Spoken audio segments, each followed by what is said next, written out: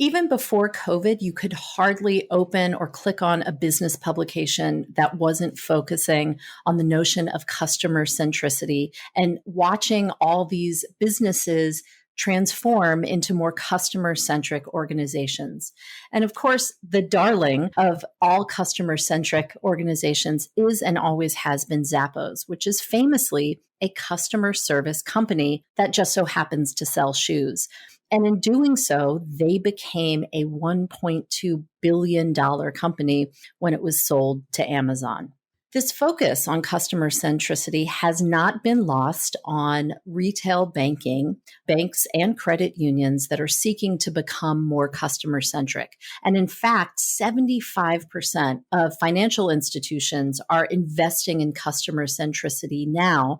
61% deem customer centric practices very important for their growth, yet only 17% are truly prepared to become customer centric. This is an area of opportunity for banks and credit unions.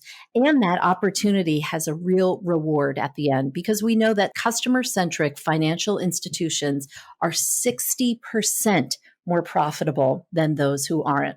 So, what is customer centricity? What does it mean to be customer centric? There are lots of definitions out there. Let's break it down.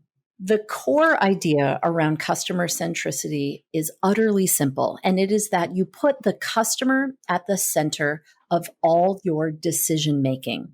Customers lead versus the business leading, and you are always looking through their eyes.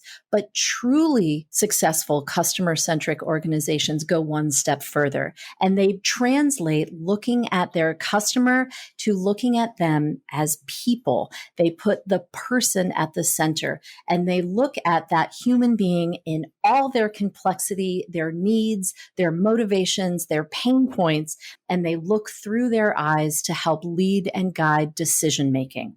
That requires a shift, a fundamental shift from looking inside out. So it is no longer the business needs that lead, but taking an outside in perspective. You look always through the outside lens of your customers and those people that are in relationship with your business.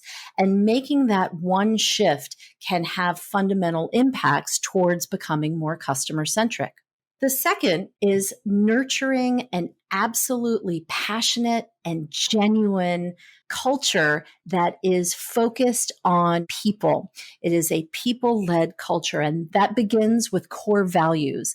Those core values come down and they should infuse all parts of the organization.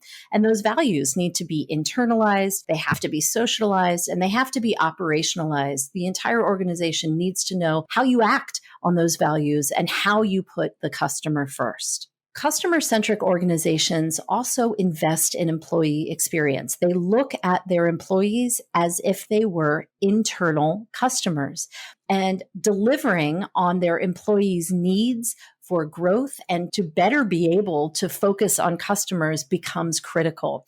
They equip their employees with tools, with training, with resources that will enable employees to put customers first. True customer-centric organizations understand their audiences. There are so many ways to get great data about who your customers are today.